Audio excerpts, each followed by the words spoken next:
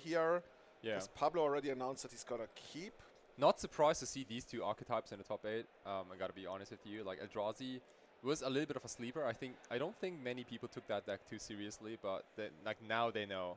That deck is on fire. Especially like, the last 2 weeks, right? The deck has been all over Magic Online. Oh, It wasn't really a thing for many years. Like we had like these 2 Eldrazi invasions to Magic, Right. and ever since the last printings, I even didn't take them seriously. Once again, on the podcast Everyday Eternal, I think it was Callum who was actually like, you know, guys, this is actually like a real thing. Eldrazi's are a thing, and whoa, you just see how quickly he folded out those 7 cards, Pedro.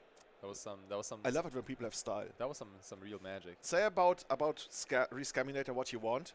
That's style. If you style is eternal. We're playing Eternal Magic, right?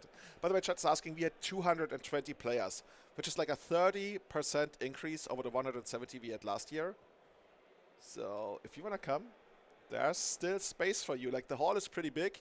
I think the Legacy event is filling out half of it. All the other ones are side events. We got Pre-Modern, we got Team events, we got Pioneer. Absolutely. I think CDH is out there. You can even challenge Kaiser Vatari tomorrow.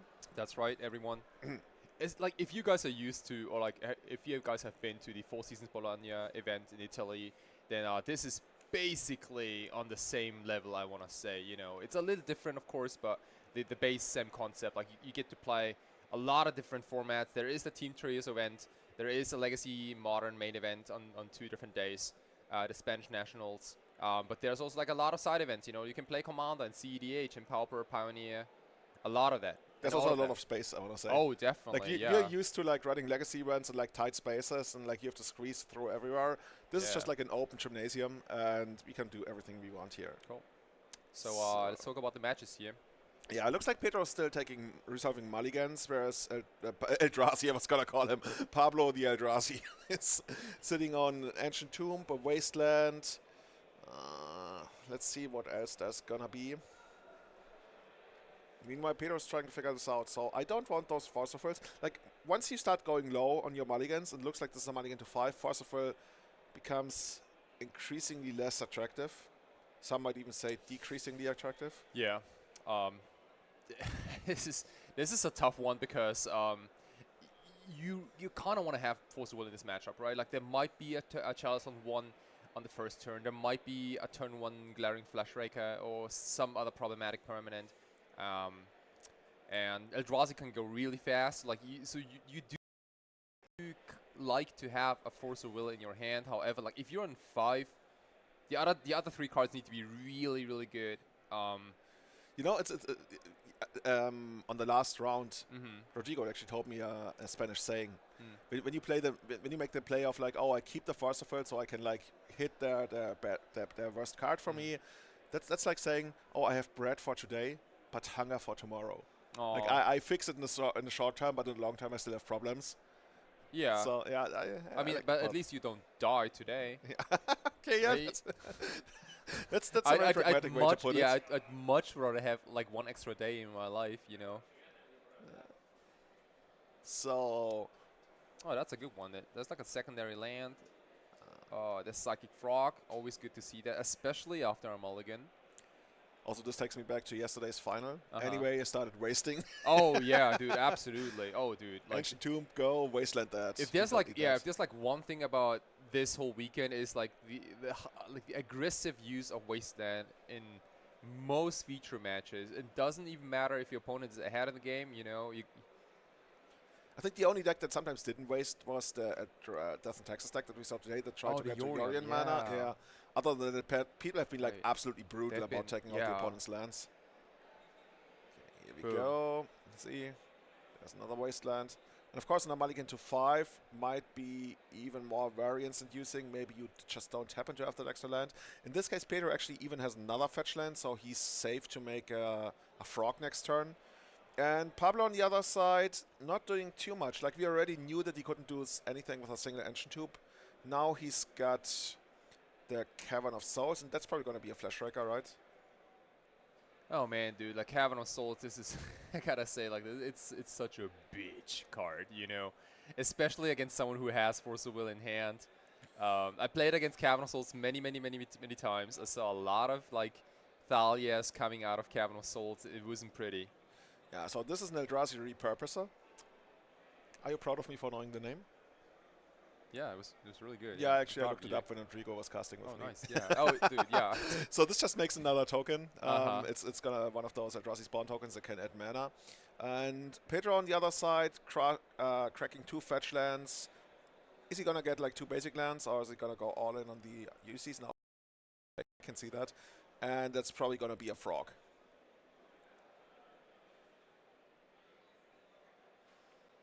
Frog number 1 has been deployed.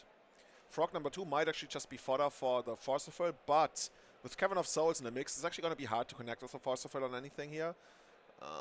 We see... Oh, is this going to allow Pablo to 2-spell here? Potentially. I think you start out on the... what's it called? Oh, the K command. Oh, the K command. Oh, dude, we have so many options. I was going to get the Eldrazi Lord first, and then follow it up with the Thought-Knots here. No, but I like that too. Thought-Knots here first. But how about checking that hand? You know. Oh, that's so annoying from Pedro, because now he still doesn't get to force anything, unless what's the black card once again that we see there? Is that the Troll of Khazad-dûm? It might be the Troll. Yeah, it's a little, can't see that well. That's basically 3 dead cards in Pedro's hand right now. I mean, all of those cards will probably eventually just be fed to the frog. Sad it is this, but that's the frog life. And now, yeah. Or maybe it's not going to be fed to the frog, because the frog is just going to die. Oh, wow. And we're going to make more Eldrazi spawn tokens. Oh, this is absolutely disastrous for Pedro here. Oh, wow. Yeah, this is... Losing the only threat, not having Force plus blue card. And opponent has like a trillion mana and a lot of damage, you know, for next turn. Ugh, this is really, really bad news. It really showcases like how insane this new Eldrazi deck is. I'm just happy that one of the old Eldrazi's are still, you know, in the deck. Thought-Knots here. It's like a you love it or you hate it card. I personally hate it. Who would have thought that Thought-Knots here would become the good guy in Legacy at some point? But yeah. This is like, you know, when you have like these the third or fourth part of some kind of adventure movie, and then you bring back the old villain. But now he's fighting on the side of the good people. Yeah. Sadly, there's no Reality Smasher anymore, or like Eldrazi Mimic. That's going to be the 5th episode. Oh. That's going to be the big reveal right halfway through the season. Of course, yeah. Eldrazi Smasher has been hiding under the Ancient Tube all a while. Reality Smasher, not Eldrazi Smasher. That's going to be the actual villain. Okay, well, Pedro, I don't think Surveil is going to... Actually, you know what? He's going to get that Surveil land. He's going to play it. And then you hope that maybe it's going to be a Traxa going into the graveyard. Oh, he already played a land? Okay, never mind. Then we're just going to get our 5/5 here.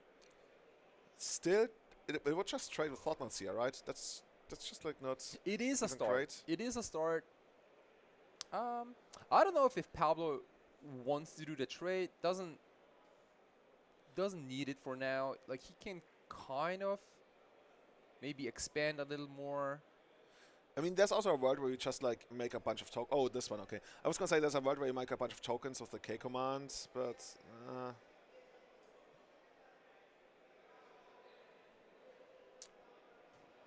oh god. Oh wow, yeah.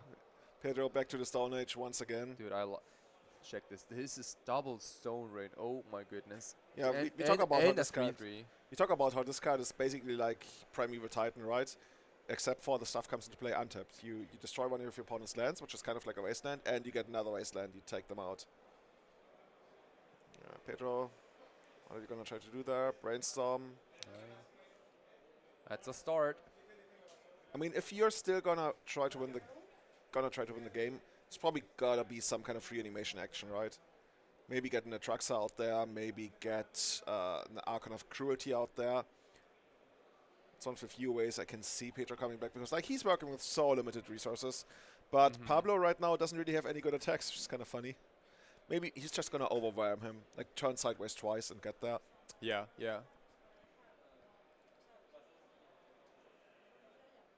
Yeah, that Eye of Ugin, that's the late game insurance, basically, making sure that you almost never run out of gas. You could chain Thought-Knot CS if you want to. I was just wondering, maybe we're just going to get to a point where It That Heralds the End is going to just like pump up all the tokens that we can make on the other K command. So they also become like real threats. Let's see how that's gonna work. Man, this really is the best new tribal deck in Legacy. Don't say that. We even have a lord. This is a proper tribal deck. Okay, I was still hoping that you're gonna tell me that Treefog is gonna make a comeback at some point. In like Doran Siege Tower. No, I'm talking about like Titans of the format, like Timber Protector. Oh. If you are in chat and you know the glory of Timber Protector, raise your hand. Because I don't. Let us know. Timber Protector is the card. There are a few cards that I fear more than Timber Protector. Yeah. What should I say? Like, I mean, you also told me about Chaos Harlequin, so... Yeah, sing the gospel of Chaos Harlequin, so its diabolic game can come to an end. So let's see. Pedro still sitting there behind this wall. This is almost like, this is Attack on Titan-esque, right? You got that wall, and like all the Titans outside, they want to come in. He's just like sitting inside. And no, there's the first Titan showing up. Oh, wow. So this is... That's the Armored Titan, I guess. Yeah, this is an interesting attack. Like, it does favor Pedro because of the cantrip trigger of Thought-Knot-Seer. I don't know if this attack was necessary, to be completely honest with you. Like, it opens up more future attacks if you're smaller Eldrazi's. I get that, but it's not like Pedro can't get those creatures back from the graveyard, right? Like, his deck is full of reanimation spells. Yeah, but that is true. Yeah, actually, there's a chance that he, like from Pablo's perspective, there's a chance that he might have had those. But then again, if you're Pablo, you don't want to sit back forever. I feel like there's the, I think he still has that is it Kozilek's command in hand? Oh yeah. That could try to do something. Yes, sir. Is Kozilek's command instant, right? It's an instant. It is. So I guess we're gonna make a bunch of tokens at the end of turn there. Yeah. Okay. I wonder, like, now that K command is, like, Kozilek's command is officially K command, I wonder what people now say. No, Kolagan's command is not gonna come back. Someone, if someone ever casts Kolagan's command. It's Co-command then. It's Co-command. You just have to make sure that it's just like not going to be confused with Coco. Yeah. There's Co-command, Co-com. Okay, never mind. None of those guys are going to be legacy relevant for a while. Okay, so we do. Oh wow, we do got reanimate. Wait, where did the reanimate come from? Do you just like rip that from the top? Okay, sure. Potentially. What? This is happening? You're actually going to get the Archon of Cruelty and get back into this game? Oh no, we can hit the graveyard. We got the K command, right? Oh, unfortunately for Pedro, that's not going to work out. We're going to make that thingy fizzle. Probably remove a couple more cards. This is absolutely insane.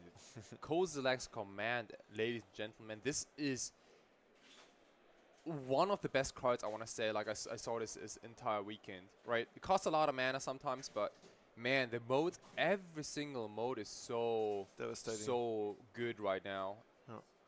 And now, how much? Like, we got 3, 4, 5, 6, 7, 8, 9, 10, 11, 12. Is it 13? Actually, I don't know how big it would be. Not Impetuous. Yeah, It Heresy and how Pablo big is on Fuego. Good enough. Good enough. He is on Fuego, ladies and gentlemen. And moving up 1-0.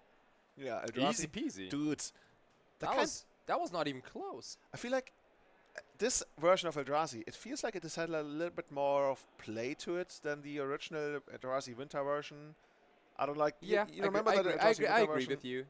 It's not that, like, simple, Eldrazi Mimic into Thought-Knot-Seer into Reality Smasher scoop thing. Yeah, that kind of thing. Like, it felt a little bit more railroaded, whereas here we got a couple of more options. They play actual instants, they do play actual instants. So let's see how those players are going to go to sideboard. Oh, we didn't even see the Chalice of the Void, right? Like, that's like the cream on top. Oh. Well, didn't even need it, right? Yeah. Chalice of the Void, by the way, one of the ways that Pablo was able to overcome Andrea Maguchi in the first match of the quarterfinals. Andrea fought back, but then just fell to Eldrazi in the third game. Yeah, real nice. So both players sideboarding here. What do you not like if you're a Rescaminator? I don't think that something like Bowmasters, even if you have them in the main deck in the first place. Like Rodrigo actually told me, because we talked about how Bowmasters went to the sideboard in Blue Black's Rescaminator. He said he and a lot of other players are not playing Bowmasters in the first place anymore. Not in the main deck, not in the sideboard. Yeah, I can kind of see that. I can definitely see that. It's a very strong Magic card. I rarely see games where it wins the game just by itself. Like it definitely contributes to your game plan, but it's not like a single Bowmaster is completely gonna warp the game, unless you, even if your opponent does like the brainstorm thing, and you splash and respond, then you end up with like a 4/4 and a 1/1. Yeah. So basically, the way he explained it to me is, when you play blue-black Scam, 10 cards in your sideboard are gonna be dedicated to the mirror. And then you got 5 other cards for like whatever you want to beat. But 10 cards in sideboard are gonna be dedicated to the mirror, and because you don't want Bowmasters in the main deck, because we already have Frog and a lot of other things, there's just like no space for it. And as a sideboard card, it's just not good enough. So you actually end up not playing it. Instead, you just like play 5 more removal spells, some other stuff that helps you out in the matchup, but not this middle of the road card Bowmasters. Interesting. And that's the story of how at least some blue-black Scam players have abolished Bowmasters from the deck entirely. Now they're playing like Voidwalkers and that kind of stuff. So yeah. Yeah, interacts with the graveyard. Yeah, interesting. People are asking about Eldrazi Summer. I don't know if we're ready to call this Eldrazi Summer anytime close yet. Also, by the way, thank you for the question about Eldrazi Linebreaker. That's the card that always does me in. It's incredibly good, but nobody's playing it. I mean, the mana is making it really hard for it to work. But yeah, I haven't seen Eldrazi Linebreaker all tournament long, but I definitely keep an eye out of it because I think that card is really broken. Oh, totally, yeah. I feel like every time like I see like Linebreaker getting cast on the opposite side of the table, like I kind of start shitting my pants a little bit. I never tell my opponents, but I actually kind of do. Well, good luck that your luggage showed up. Yeah, you gotta give me some extra pants here, please, after each round. Yeah. Thank you everyone for tuning in. I'm having a blast here with Julian. Seriously, it's so cool to be here. Get to see a lot of legacy.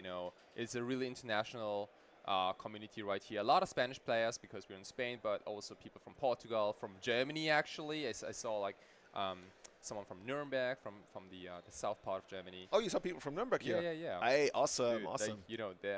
They come from everywhere. Italy, of course. I would guess like also a lot of players from Portugal. I've seen. And also that crazy country England. Yeah. There are a few like mad people who actually. If you're from England, there's direct flights from London, directly to Coronia. So easy. Dude. Yeah. Other than that, you fly it's a free roll, dude. Like it's a free roll. Right? You got nothing to lose, dude. Yeah. How does it actually work? Like since they're not in the European Union anymore, do they have to get like visas or stuff? There must be a visa waiver program or something. Oh, dude, I don't know if Callum got a visa to they were probably not. Yeah, when he arrived, they asked him, Callum, are you coming to the country to take out the head of the European Union? Seriously. Like Callum, of course. Okay. Wow. Yeah. What are we gonna do about these Englishmen? Yeah. Are you coming to our country to play football? No? Okay, you're welcome. Yeah. Okay, so let's see how this is going on here. We got Blue-Black Discriminator on the play, and Mulliganing on the play. Never a great feeling in Legacy. I think Pedro probably wants to play the unfair game here as much as possible, like Atraxa, Archon of Cruelty. Don't know if Psychic Frog, even with the help of maybe like, some other creatures can get the job done against these angry Eldrazi's. You know what Pedro should play? I just realized. With Psychic Frog. What's a really good card for Psychic Frog? Squee Goblin Naboob. You can discard it every single turn and grow the frog every time. Master of Death too. There was a time in Legacy like 15 years ago where we would have actually done that. Oh yeah, like the good old Zombie Infestation and Zombie Infestation. Yeah, shout out to my boy. Let's go. Yeah. Okay. Pablo, very confident, keeping his 7. So let's see how that's gonna work. Oh, Live from the Loam and Fog. Now that would be something.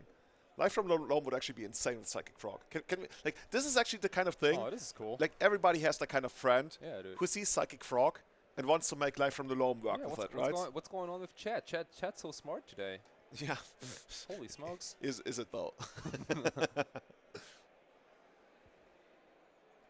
So let's see how that's gonna work.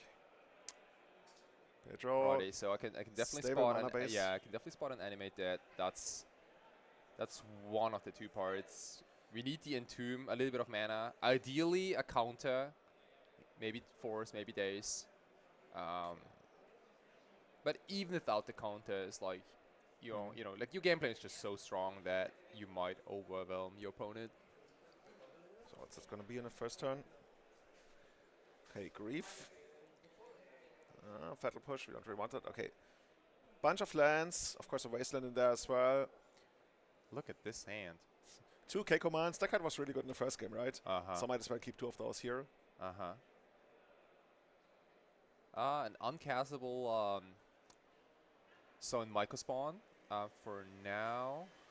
Yeah, we need green mana, right? Yeah. It's kind of awkward, like from Grief. You always feel like, why did I even Grief? Like none of those cards do anything here.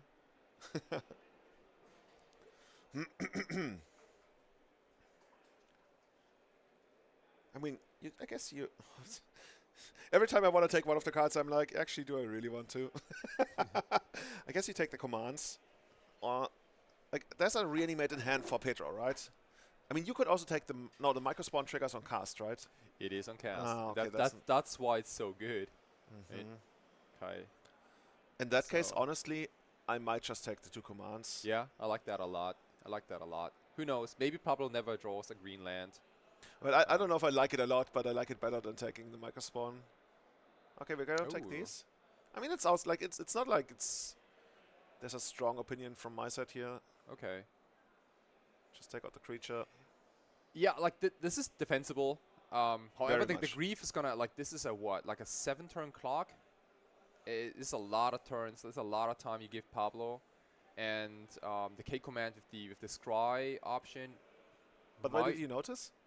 Pedro consciously got an Underground Sea, even though he saw the Wasteland. So what else does he have here? He's got a Ponder that he otherwise if he got wasted here. I'm surprised. I'm a little surprised too because this whole weekend everyone's been wasting turn 1 non-stop, you know. Wasting away. Yeah, as if their life depends on it, you know. Wasting away as if their life depends. Yeah, it's like, please, you know, maybe on my second turn this Wasteland doesn't work anymore, you know. You gotta use it immediately. Yeah, maybe turn there's a time on it, right? Yeah, dude, it goes bad. It turns in a regular waste, you know. Oh my the second turn. turn. Oh, decays. Yeah. Okay, cool. So we actually do have the Scryland, the Surveillant here. That one's coming down for second turn, and we're keeping the card on top because Pedro already knows what's on top. Okay, so if we ponder and keep on top, and then we don't surveil something away, that tells me the top 2 cards are actually insane. Otherwise, he would have at least surveilled away the bad card. And now he's going to have the 3rd land, and he will be able to cast the Harbinger of Tides, the Flood Moon. Oh, that's cool. Blood Moon. That's cool. Yeah, that's legit. You know, probably one of the best things you can be doing against this type of Eldrazi hand, like the Wasteland. You know, see, unused Wasteland turn into an island. It actually did decay. Your fault, you know. Well, it depends. Dude, that's what you get for not using your Wastelands properly. I mean, some people, like property developers might say your Wasteland turning into an island, that's actually a huge gain in value. And Magic, not so much. Yeah. Okay. Get into Grief. We got a couple of fellas here. I mean, we have a good beatdown going on, right? That's 5 damage a turn. Whereas Pablo still hasn't really done all that much. How would he be able to anyway, of course? Okay, drop a turn. Another Wasteland. Ooh. No, it's an actual waste. Yeah. No, it's not. It's the guy with all the kicker costs in the world.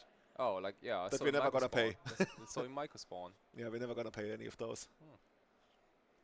No, it's not so in Microspawn. It's the one that allows you to either disenchant or bounce one of the creatures. Oh, yeah. But we're gonna need blue mana for that. Actually, blue mana we have, but we don't have waste mana. Look at this. The Wasteland, you know, almost about to pop off here on the Underground Sea. Not happening today. Oh, but we do have waste mana. We got the Microspawn. We got the Eldrazi spawns. See? Oh, okay. Now we can actually bounce something if we want to. So we're gonna bounce. Well, I don't know if that's actually all that great. Yeah, we're gonna bounce the Reef. That sounds right. Very cool. Very cool. Colorless mana, you get them. I think it's a 2/2 now, right? Yeah.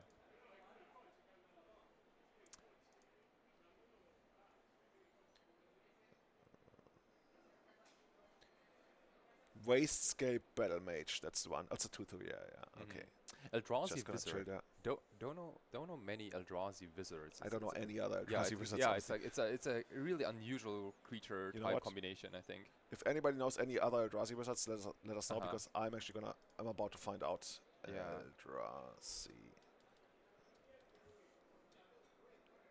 Yeah, I thought like Eldrazi are not smart enough to do to be wizards. Maybe they're to do like wizardry. There's literally a single Eldrazi wizard in the entire universe, and it is in play right now. So it's honoring us with our their presence. Yeah. Thank you so much, Eldrazi wizards, for coming into this game.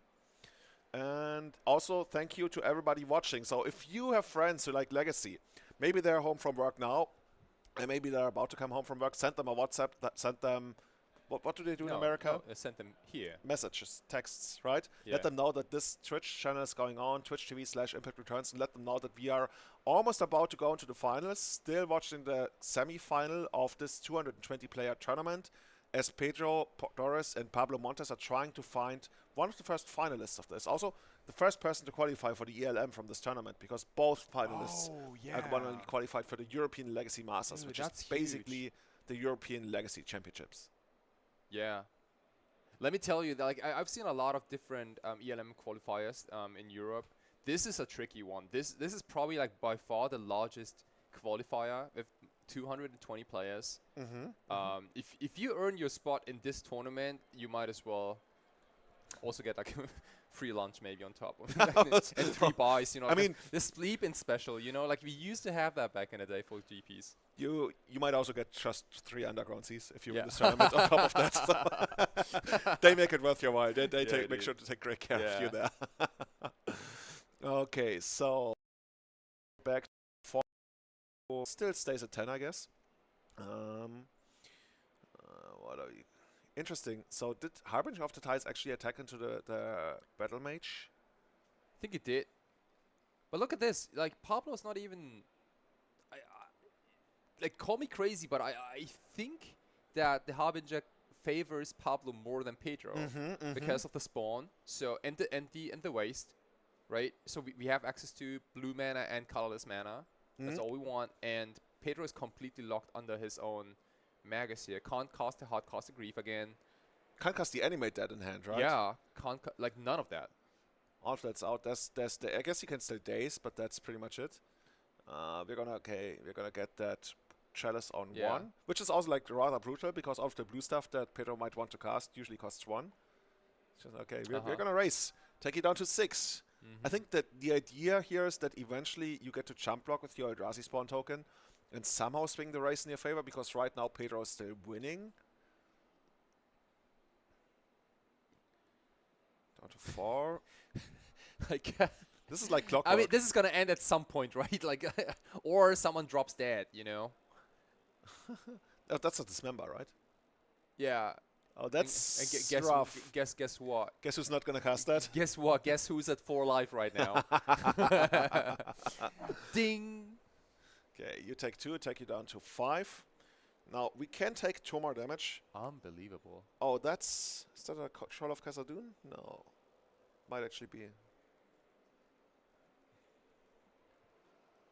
So first of all, take 2. I'm gonna fall down to 2. Down to 2 life. Yeah, but Pablo still needs something. Otherwise, he needs to stop attacking next turn. What is Pablo or doing the here? turn after?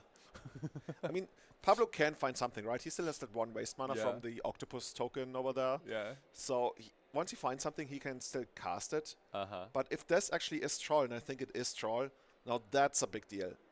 Because now all of a sudden we unlock our black mana, we can use the Animate Dead, we can get the Troll into play. Ooh. And Troll is threatening to end the game in a single swing unless Pablo finds something. And I really don't know what that something is supposed to be right like now. I mean, there's the...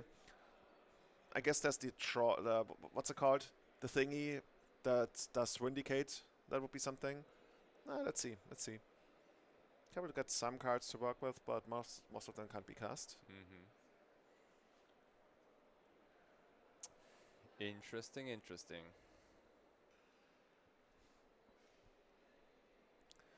Oh, I did not see that coming. Yeah, you know, like this is cool too. Because who knows, right? Like maybe Pablo has something bigger or better to reanimate than Troll of Khazad-dûm. Yeah, look at this. Oh, this is where you rip a forest from the top and win the game. This. Are we going into a third game? Wait, where's the second animated? Oh, we had 2 copies of animated? Yeah, yes, oh, sir. never mind. Oh, that all makes so much more sense to me now. Pedro forcing a third game by taking this one in a very weird game. Like yeah, this was a really unusual game. It was like a Magus of the Moon, but what's the Harbinger of the Tides, right? That's the one? Oh, yeah. Pablo immediately flooding his side of the board with like lots of blue cards. Here we go. Pedro, on the other hand, just checking out his... What's that? Starting a fresh life pad. You know, sometimes I like to do that. Even if it's not fully used, I feel like, I've been struggling, you know what? Oh, yeah. Rip it out. Start a clean, fresh life pad. And move into one of the most important games of the weekend. Some might even say the second most important one for these players. Bigger one only being the finals.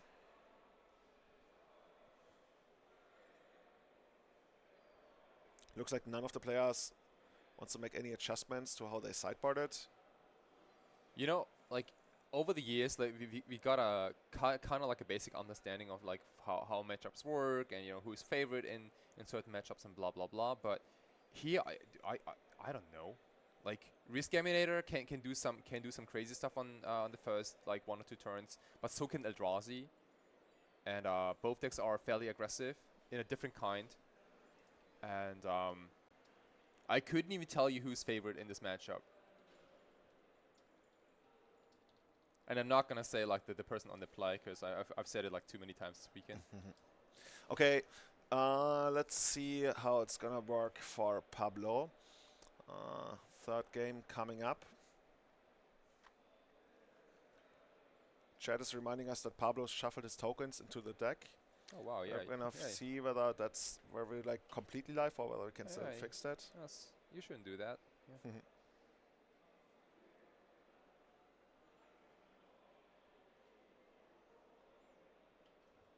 Chat is saying like you think Eldrazi is favored because of K-Command and Chalice. Okay, here we go. We don't know how Guillaume and the other guy are currently, but one of them is definitely going to move on to the finals as things stand right now. Even though I've seen tournaments where there was like a semifinal where both semifinalists got disqualified. Oh yeah. Let's hope that's not happening here. How did that happen? Well, that's a long story. Oh wow. That's a very long story. Please. That I'm not going to get into today. I guess we can talk about it on Everyday Eternal sometime in the future. Yeah, we should. Yeah. Give us the crazy stories, right? Yeah. Okay, now again, I don't think that's really a pile count. That's just like a pile mash there. And maybe also chat didn't see it correctly. Maybe he didn't actually put his Eldrazi spawn tokens into the deck. But if it happened, I think I talked about this to Rodrigo as well. Always put your tokens in different sleeves. When are we going to get some Savataric sleeves? Like really cool Savataric sleeves. I mean, probably not for competitive play because they need to be like completely uniform. That's kind of hard to do, but for casual play maybe. So let me ask you this then. So what's the most popular sleeve color brand? Oh, brand. Oh, is it Ultimate Guard? Of course it's Ultimate Guard. Of course it's Ultimate Guard. Yeah. Dude, sponsor of this channel. How is it even a question, dude? Doom.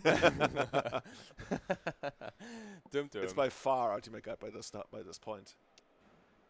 So let's see.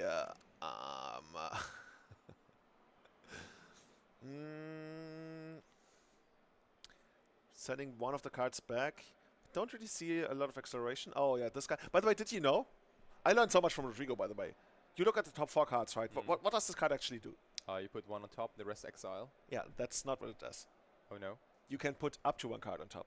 Oh. You can actually exile all of them. If you don't like the top 4, you'd be like, I'd rather draw a random card from the rest of my deck than keep any of those. But looks like Pablo actually found one that he wants to keep on top. Starts on a Wasteland Go. Doesn't look too exciting. Doesn't inspire the great confidence. Is Pedro gonna Wasteland? Oh, please. Dude, I want to see that. That be the player of the weekend. So when you Wasteland the Wasteland, or when you play a Wasteland, you get Wasteland or not Wasteland. Do you Wasteland yourself in response? Oh yeah, all the time. So your own Wasteland you better do something, yeah. Okay, so now 3 mana. Could be a Glaring Flash Raker that we've seen a couple of times today. Yeah, that's the one. That's a really good card. We saw the card going up against Andrea Mengucci, and I think there were like 2 or 3 copies of those in play. And once you get to 3 copies, you can deal like 9 damage per creature, colorless creature that you play. It's completely insane. Oh, that's sick. Oh, there's another Wasteland on Pedro's side. Is he ready for the complete reset? Like, totally taking out all of the lands on Pablo's side of the board. Ooh, maybe. I want to see that. You know, like, I might have mentioned this like at some point, but like Wasteland is one of the cards that really got me into Legacy. I just found it like so cool that you can just blow up a land for no cost, and sometimes also for no reason. No, that's even better, right? Yeah. No cost. Like, okay, but I like the no reason part. Yeah. That's the Berlin citizen speaking. Like, yeah, like why? Yeah, why did I cast like Stone Rings like all these years when I can do it for free?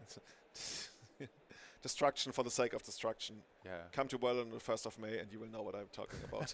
Dude, yeah, it's like Wasteland Town. It's like Wasteland City Wasteland on the 1st Valley. of May. Yeah. Okay, so we got a Chalice 1 coming down here, blocking a lot of like the cantrips that Pedro might draw into, also as well as the, I think that was a removal spell that we ended. Oh, is that another? Oh yeah, that's the Wasteland we talked about. Yep, Flash Wrecker got a little pushed here out of the game. Just in time.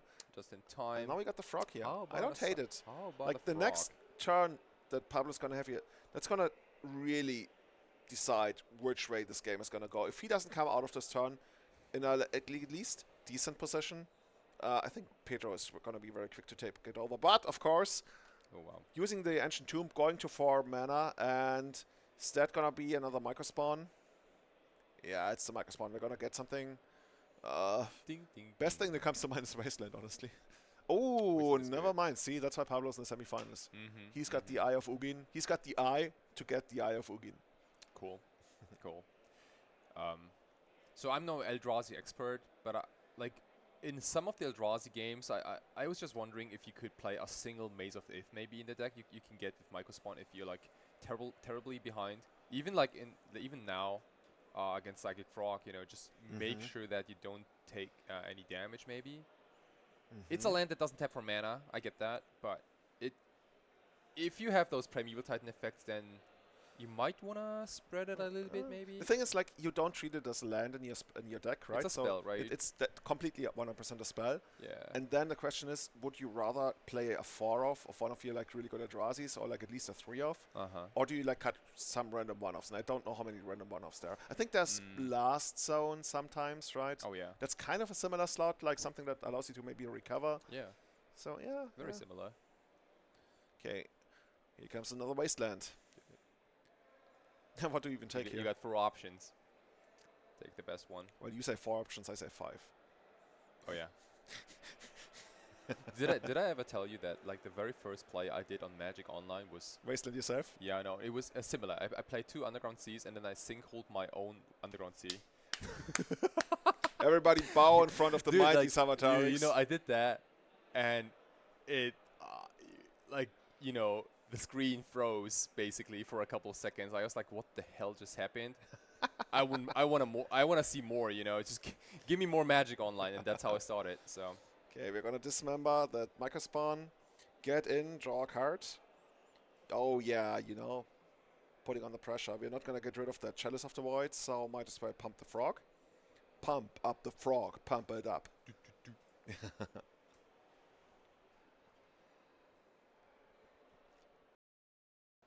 Pablo already down to... No, it's still Pedro's turn here.